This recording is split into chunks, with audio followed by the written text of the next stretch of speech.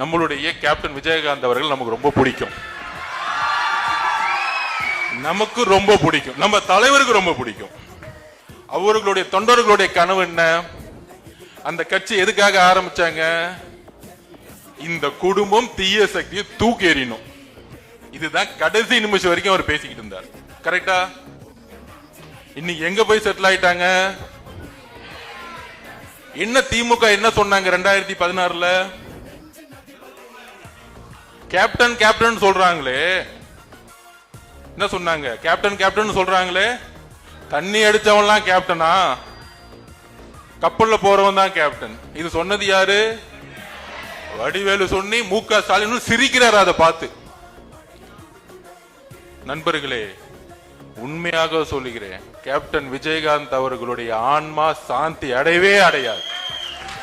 இதை பார்க்கும்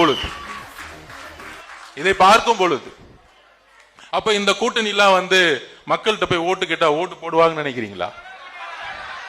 ஏன் ஓட்டு போட மாட்டாங்க தெரியுமா? இந்த 13 பேர்ல இருக்கவங்க சில பேர் நல்லவங்களா இருக்கலாம். இப்ப அண்ணன் திருமாவளவன் மேல பெரிய விமர்சனம் வைக்க முடியாது.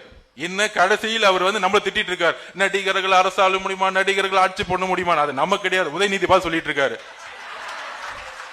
என்னடா கடைசியில என்ன கூட்டிட்டு இங்க நிக்க வச்சுட்டீங்க, அடுத்த உதயநிதி முதலமைச்சராக இருக்கீங்க தெரியுது அப்படின்னு அவங்க கட்சிக்குள்ள இருக்கிற பிரச்சனை. அது நம்மளுடைய கம்யூனிஸ்ட் சகோதரர்கள் சாம்சங் தொழிலாளர்கள் போட்ட முதற்கொண்டு அரசு பண்ணி தூக்கி உள்ள போட்டாங்க.